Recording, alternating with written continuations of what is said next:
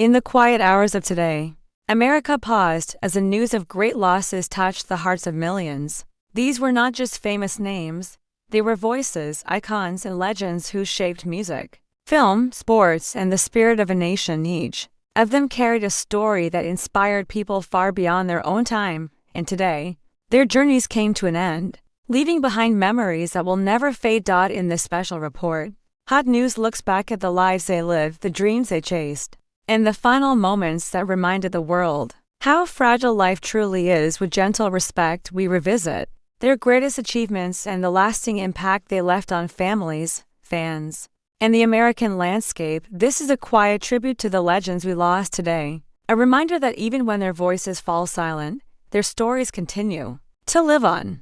Tragic news confirmed tonight, as the baseball world gathers to remember a legend whose quiet strength changed the game forever. Randall Leo Jones, known lovingly as the Junkman, passed away on November 18, 2025. For many, the news arrived like a soft echo, traveling across ballparks, front offices, and living rooms where old Padres games still play on aging screens. There was no dramatic moment, no sudden headline, only a gentle wave of sadness moving through the people who knew what he meant, not just to baseball, but to the spirit of playing with heart. He was a man who never relied on speed or intimidation. Instead, he used touch, control, and a kind of calm wisdom that made every pitch feel like a conversation with the batter. Fans often said he threw like a storyteller, revealing the ending only when he wanted to. His nickname wasn't an insult. It was a badge of honor, a sign that his slow, bending pitches were unlike anyone else's. They didn't look like much in the air, but they landed with purpose. The sun was low over the city the day his passing became public. It felt fitting.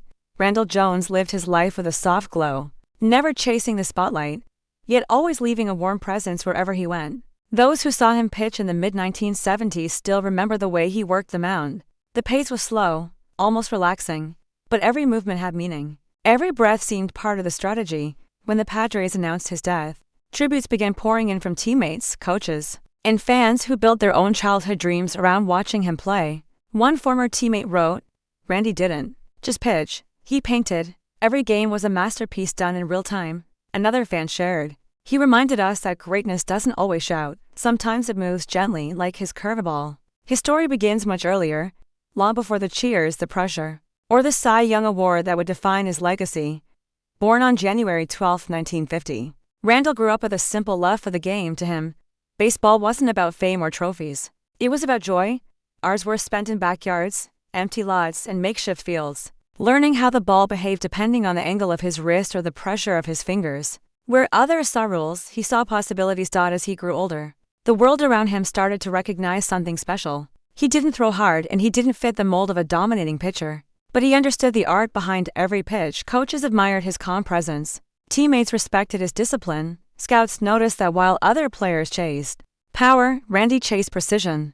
That balance followed him into college and then into the major leagues, where he joined the San Diego Padres and slowly built a reputation that would echo through baseball history. It didn't happen all at once. There was no sudden burst of fame. Instead, there was patience. There was perseverance. And there was a man who kept returning to the mound because he loved the feeling of competing with nothing but skill and grit. By 1975, the rest of the baseball world could no longer ignore what he brought to the game. His performance that season earned him national recognition, finishing second in Cy Young voting. Yet even then, he remained humble, quiet, and grounded. He didn't celebrate loudly. He didn't talk about personal glory. He spoke about teamwork, respect, and gratitude. His breakout season came the very next year. In 1976, he went beyond expectations and won the National League Cy Young Award. It was one of the proudest moments for the Padres organization, and one of the clearest examples of what can happen when talent meets relentless dedication. Reporters said he had one of the greatest seasons a soft-tossing lefty has ever delivered. Fans simply said, "That's our Junkman." He didn't overpower hitters. He outsmarted them. He studied their stances, their timing, their habits. He learned how to make them uncomfortable without ever showing a hint of frustration. His calmness became part of his identity. The more pressure a game carried, the more peaceful he seemed. A famous quote from an opposing batter still circulates. Today, facing Randy felt like trying to catch feathers in the wind. Nothing came fast, but everything came with purpose. Another tribute read, "He made the game slower so the rest of us could understand its beauty." For many fans, his best moments weren't just the big wins. They were the small gestures. The way he tipped his cap to the crowd. The way he walked off the mound after a tough inning with quiet dignity. The way he stood by younger teammates, teaching them patience when the league expected perfection overnight. Over time, injuries began to affect his playing career. His body struggled to keep up with the demands of major league life. But even in those difficult years, he remained a symbol of perseverance. He kept showing up, kept supporting his team, and kept embracing the love of the sport that had carried him since childhood. When the Padres eventually retired his number, 35, it wasn't just a ceremonial gesture. It was a tribute to a man whose presence shaped the organization. It was a reminder that greatness isn't defined by speed, strength, or statistics alone. Sometimes it's defined by character, humility, and the ability to inspire others simply by being yourself. In his retirement years, Randy stayed connected to the game, not with loud announcements or dramatic returns, but with a familiar, quiet presence. He attended events.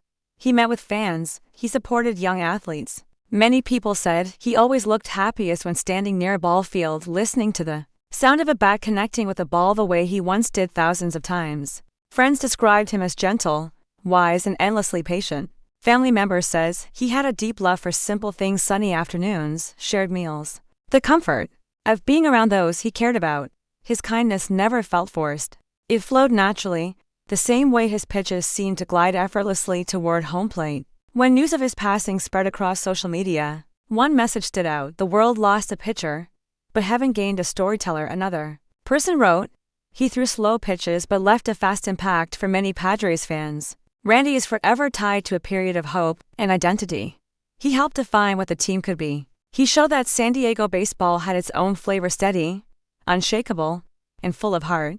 To this day, older fans still talk about attending games during his era. They remember the soft hum of the crowd, the smell of summer air, and the feeling that something special was happening each time he took the mound. Baseball analysts often revisit his career to study his technique. They remark on the precision of his sinker, the unexpected angles of his pitches, and the mental strategy that made him stand out.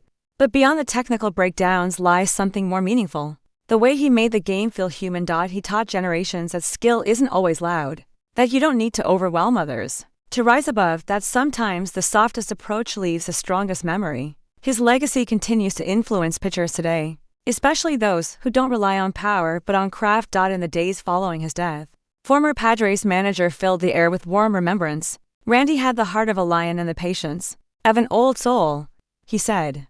He reminded all of us that you don't need to be the loudest in the room to be remembered. Another tribute came from a current Padres player, who wrote, "When I wear this uniform, I think of legends like him, people who made this team matter." As the baseball community reflects on his life, the theme is clear: Randall Leo Jones wasn't just a pitcher, he was a symbol of humility, resilience, and the beauty of doing something well without needing applause. The nickname Junkman wasn't just a baseball term, it was a story. A reminder that even pitches that looked simple could become unforgettable in the right hands.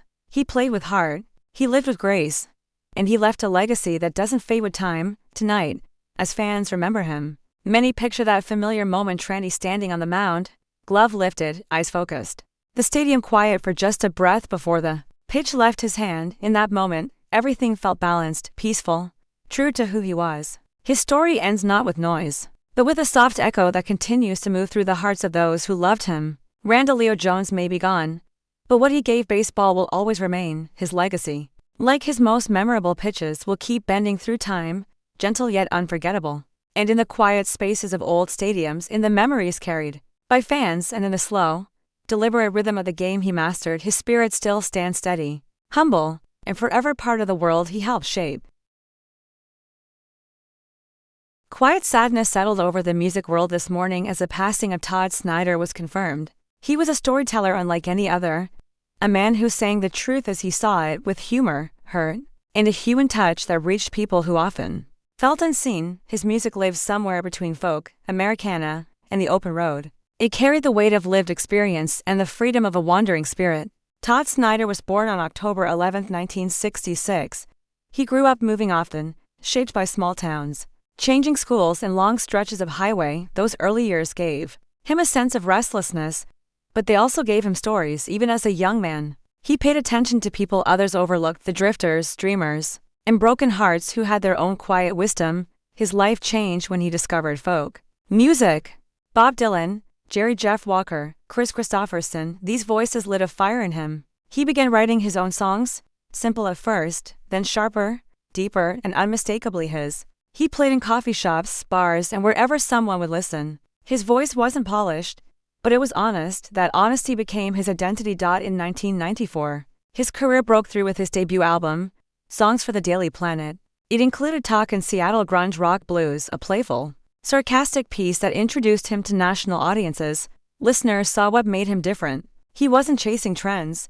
He wasn't trying to be a star. He just wanted to share the truth, even if it made people laugh or think or cry. As years went on, Todd built a loyal following. Fans didn't come for the lights or theatrics. They came for the stories. They came for the way he blended humor with heartbreak. They came for the way he could turn a simple moment into a lesson on life, kindness, or the strange ways of the world. He was known for performing barefoot, sitting on a stool, guitar in hand, harmonica around his neck. He often spoke between songs, telling long, winding stories that felt like campfire confessions. People remember those moments as much as the music. His concerts felt like gatherings of old friends. Honest, warm, and without pretense. On November 14, 2025, Todd Snider passed away. The news spread quickly. Fans spoke of losing not just a musician, but a voice that had guided them through their own struggles. One fan wrote, "Todd didn't sing to crowds.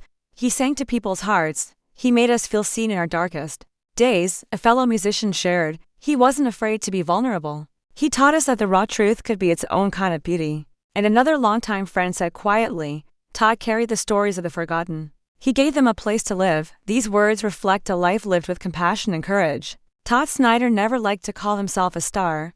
He once joked, in an interview, "I'm more like a wandering song slinger with a little luck and a lot of stories." That humility stayed with him throughout his career. Even as he released acclaimed albums, performed on major stages, and influenced countless young writers, he remained grounded. In the midsection of his life, Todd struggled at times.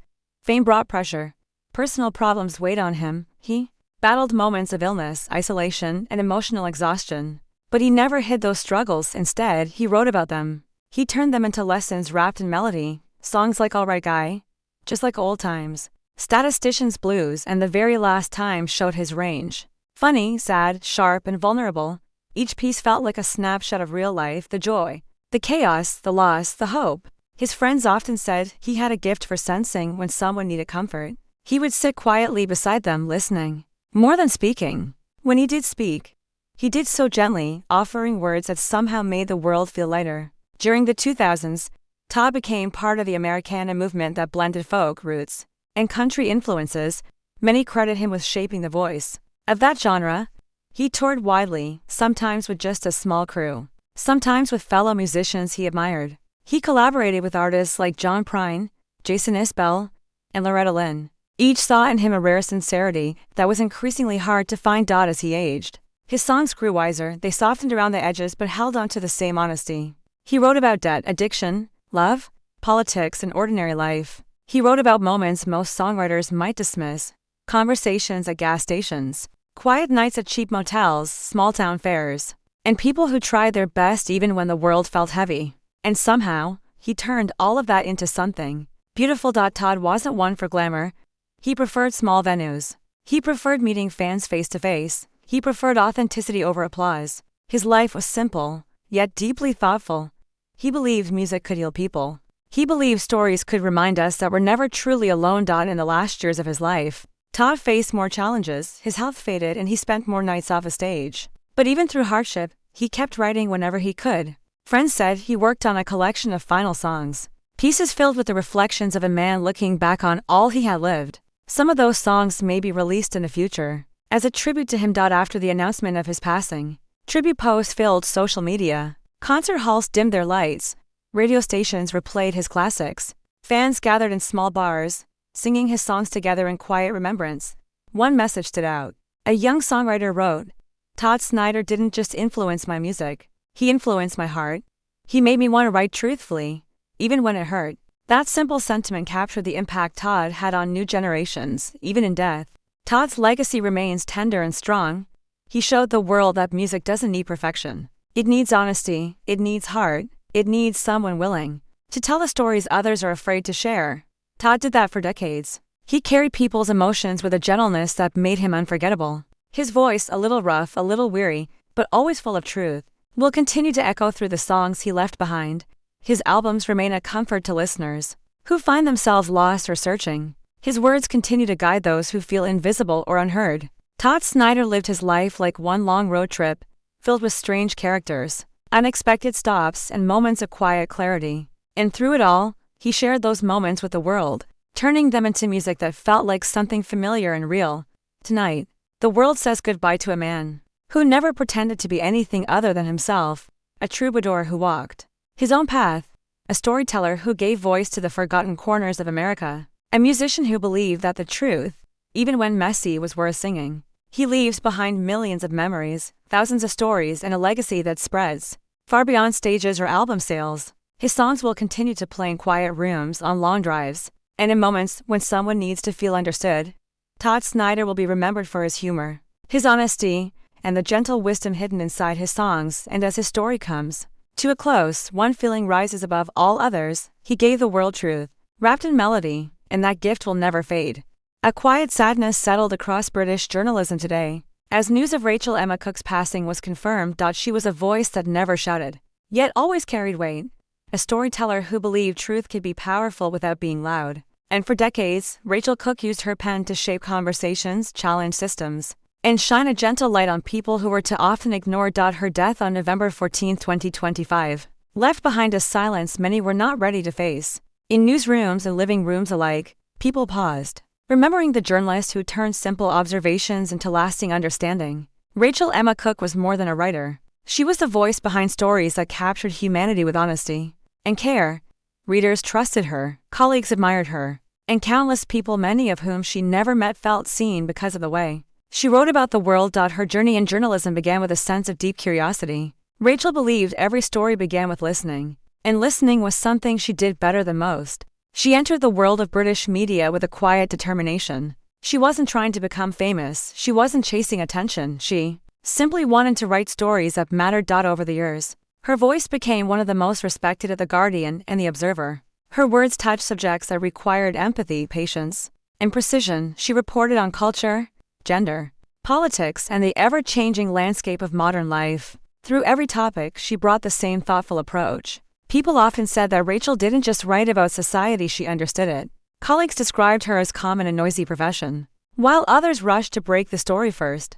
She focused on telling it right, a fellow journalist shared in a tribute. Rachel taught us that the best reporting doesn't begin with questions, but with compassion. It was a simple reminder of how she shaped the next generation of writers. Her ability to observe, reflect, and translate emotion into words made her work stand out. She wrote with a rare blend of clarity and depth, turning moments into meaning and interviews into portraits of human life. Whether she was describing a political shift or a quiet personal struggle, Rachel knew how to make readers feel the weight behind each sentence.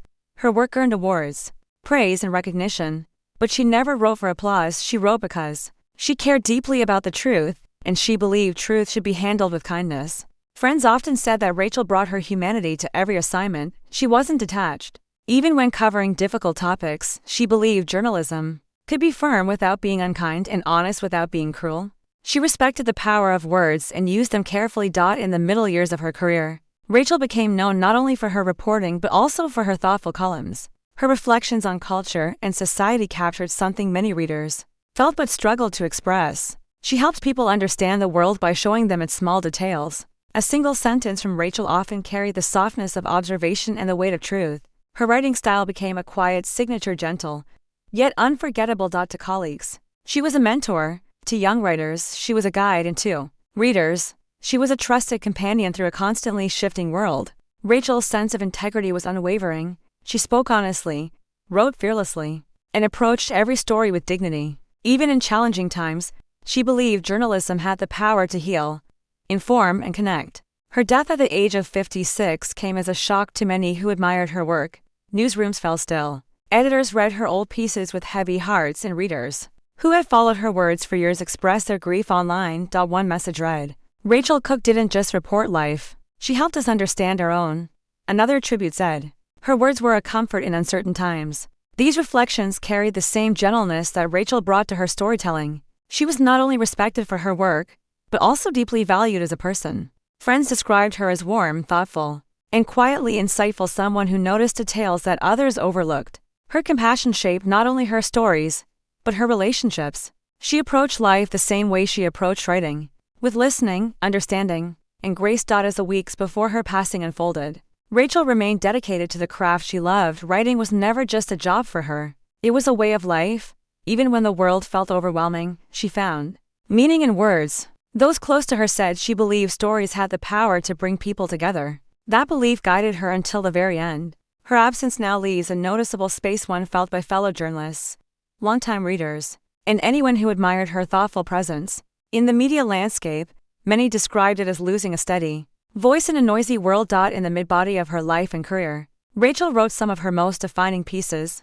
They were not grand or dramatic, instead, they were honest reflections on people, choices, and the shifting nature of society. With each article, she offered insight wrapped in simplicity. Her talent lay not in complicated language, but in capturing truth with clarity. She often wrote about the unseen stories, workers, families, communities caught in quiet struggles. She cared about the moments that shaped everyday life, and through her writing, she helped bring those moments to light. Her editor once shared a line that many now repeat: Rachel didn't just cover stories, she protected them. It was true.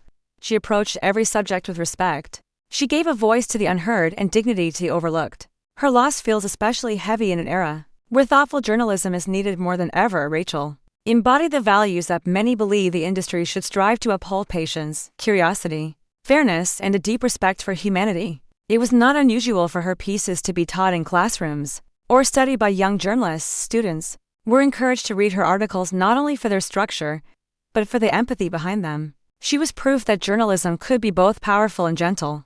Beyond her professional achievements, Rachel was also a beloved friend and colleague. She was known for her quiet humor, her thoughtful advice, and her willingness to help others find their voice. Those who worked with her say she made the newsroom feel warmer. She often reminded younger writers that every story carried a responsibility, not just to the reader, but to the people being written about. And she lived by that principle in everything she published. Her passing has sparked tributes from across the media world. Former colleagues, public figures, and readers shared memories and appreciation for her legacy. One social media tribute read, "Her words shaped us.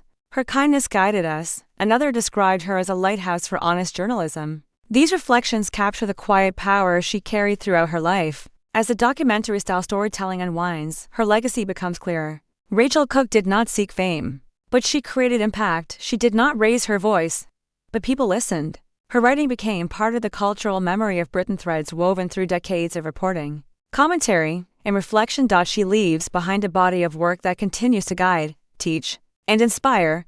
Her articles remain archived as markers of thoughtful journalism.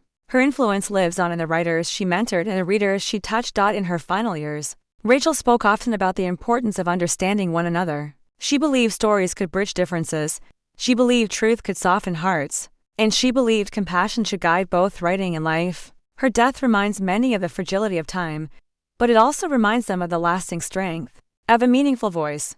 Rachel may no longer be here to write the next chapter, but her words continue to speak. They carry her spirit, her calm, her honesty, her dedication to truth. As people look back on her life, one thing becomes clear: Rachel Emma Cook helped shape modern British journalism, not with noise, but with understanding, not with speed, but with patience, and not with grandeur, but with grace. Her legacy is built on every story she wrote, every voice she amplified, and every truth she helped illuminate. Today, the world says goodbye to a writer who changed the way we read, think, and feel. Her journey ends, but her impact remains quiet, steady, and unforgettable. And as a final tribute settles, one thought stays in the hearts of many: Rachel Emma Cook may be gone, but the light she brought to journalism continues to guide those who follow. The sports world grew quieter today, as news confirmed the passing of Charles Rosen. He was more than a writer. He was a voice that echoed through basketball gyms, locker rooms, and the silent corners of sports history. And for decades, Charles Rosen carried the game with him, telling its stories with truth, rhythm, and a rare understanding that only a lifelong student of basketball could offer. His death on September 13, 2025, left fans, former players, and fellow writers reflecting on a man who shaped the way people saw the sport. For many, Rosen wasn't just documenting basketball, he was preserving its soul. Charles Rosen spent his life studying the game he loved.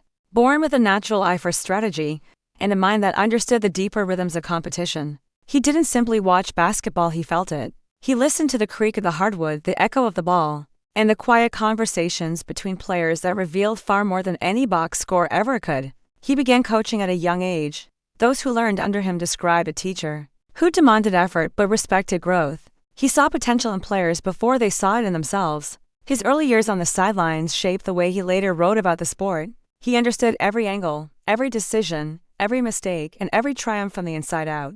When Rosen transitioned from coaching to writing, he brought a coach's heart with him. His columns were honest, analytical, and deeply human. He wrote about the game the way a musician writes about sound, with care for every note and meaning behind every movement.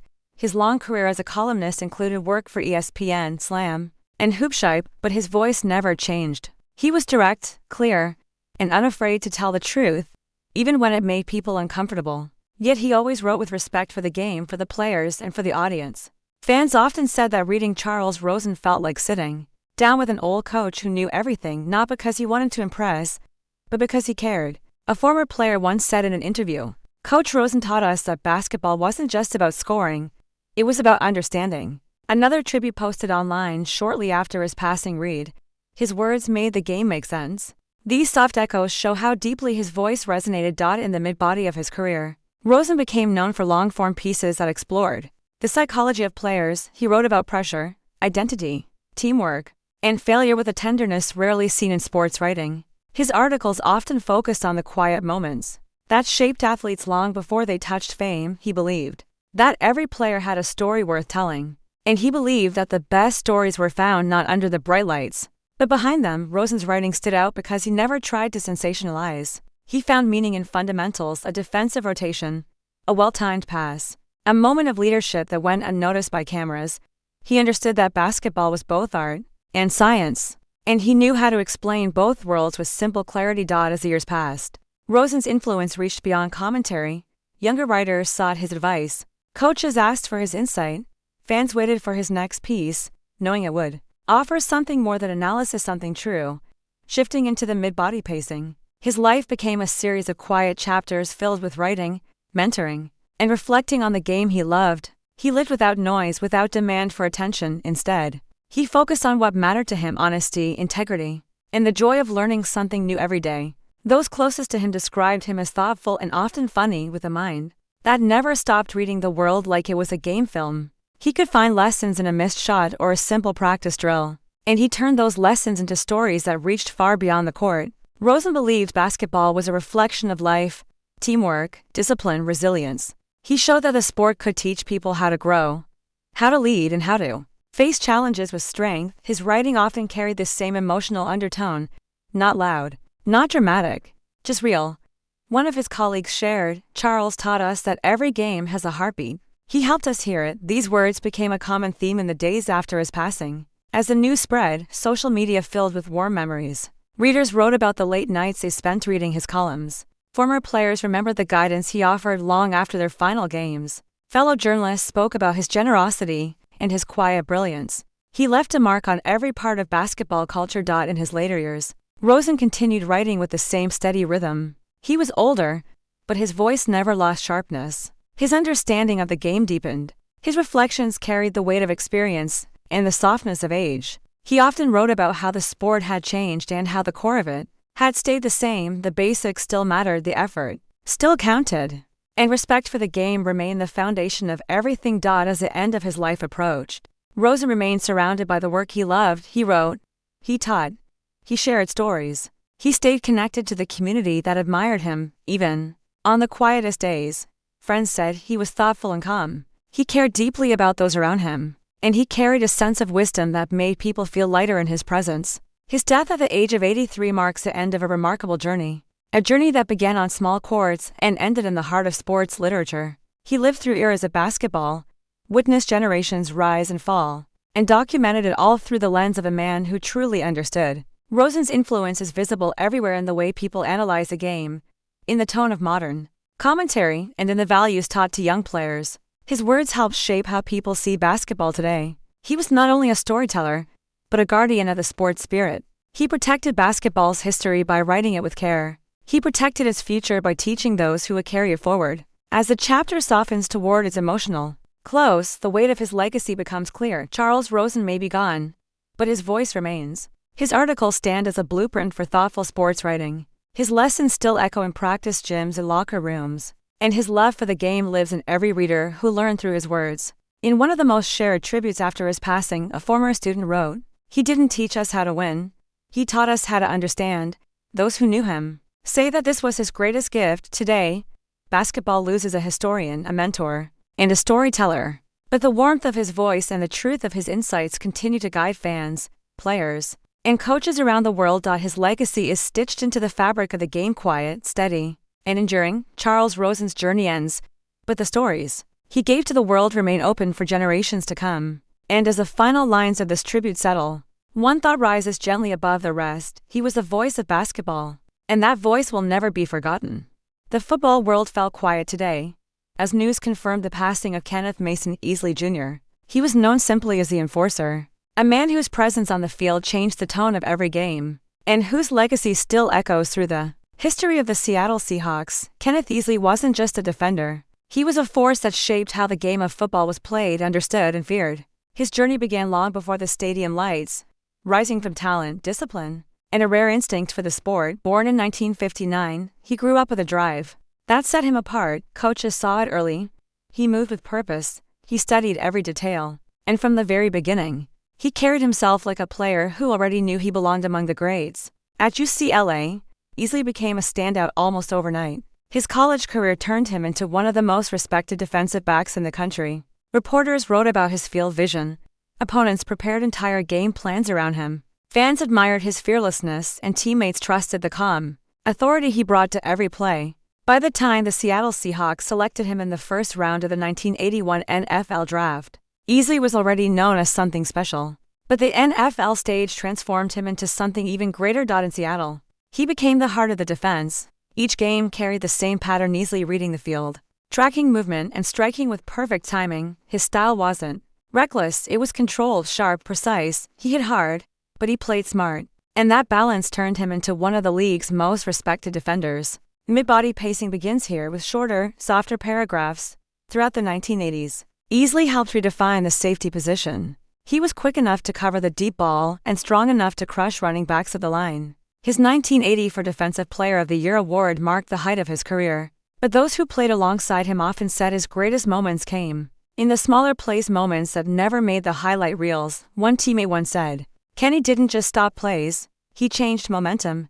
When he stepped onto the field, we felt safer." Fans remember him as a leader who didn't need attention. He let the game speak for him. His eyes told the story. His discipline wrote the rest. The years passed, and Easley's presence only grew. He became the voice of the defense, guiding younger players, lifting morale, and giving everything he had to the city that embraced him. Seattle loved him, not just for his talent, but for the honesty he brought to every moment. But his career ended sooner than anyone expected. A severe kidney condition forced him to step away from football, leaving fans stunned. It was a difficult chapter, one marked by health challenges, personal reflection, and quiet battles away from the noise of the stadium. Yet even through that hardship, Easley carried himself with the same strength he showed on the field. He adapted, he rebuilt. He continued supporting the communities and the people who had always believed in him. Years later, when he was inducted into the Pro Football Hall of Fame, the applause felt like a long-awaited apology from fate. It was recognition of a career that had been brilliant, explosive, and far too short. During the ceremony, he said one line that resurfaced widely after his passing: "I didn't play for numbers. I played for respect." Those words became the clearest reflection of who he was. Tributes poured in across social media. Former NFL players shared stories from locker rooms and practice fields. Fans posted clips from games that defined their childhood memories. And the Seattle Seahawks released a statement calling him a cornerstone of our franchise and a model of true competitive spirit. The grief felt today speaks to how deeply he impacted the sport. But the admiration speaks even louder. Easley was more than the enforcer. He was a mentor, a symbol of discipline, and a reminder that greatness isn't measured only in records, but in the influence a person leaves behind. As the script moves toward its emotional close, the focus turns to his legacy. Kenneth Easley helped shape the culture of the Seahawks long before the team's modern success. Younger generations of players still talk about his tapes. Coaches still reference his technique. Fans still replay the moments when he lifted the entire stadium to its feet. His impact reached beyond the field, touching schools, charities, and young athletes who saw in him a model of strength and humility. He taught countless players that true toughness isn't loud, it's steady, it's honest. It's carried with dignity. One final tribute, shared late in the evening after news of his passing broke, read, "Kenny showed us what it means to give everything to the game, and he never stopped giving." That line captures the heart of who he was. As this chapter closes, his memory remains bright, etched into the history of the NFL and held close by the fans who saw him as more than a star. Kenneth Mason Easley Jr. leaves behind a legacy built on power, precision, and deep respect for the game he loved. His final impact is simple yet profound.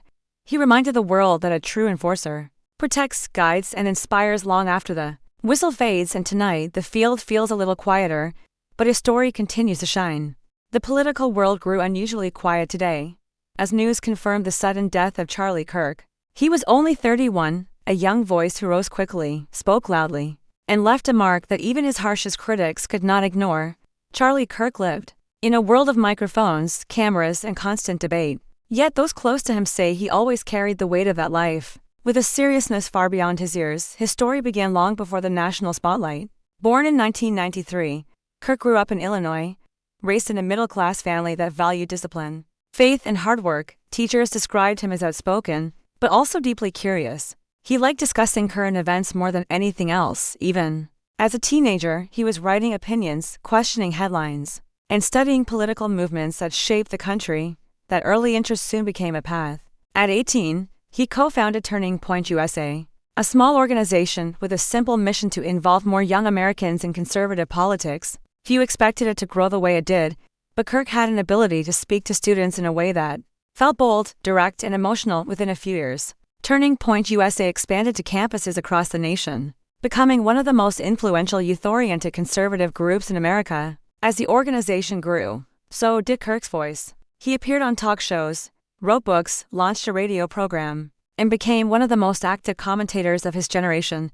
Supporters called him determined, fearless, and unfiltered. Critics called him polarizing and divisive, yet both sides agreed he understood how to command attention. Mid-body pacing begins here. With shorter emotional paragraphs, Kirk often spoke about the pressures he felt. He once told a friend, "I know every word I say will be judged, but I still believe the message matters." His rise came at a time when the country was divided, and his broadcasts reflected that climate. Some people felt he gave them a voice, others felt he made politics harsher. But every debate he entered carried weight, because he rarely stepped back from expressing exactly what he believed. When the news of his sudden passing broke, it shocked supporters and critics alike.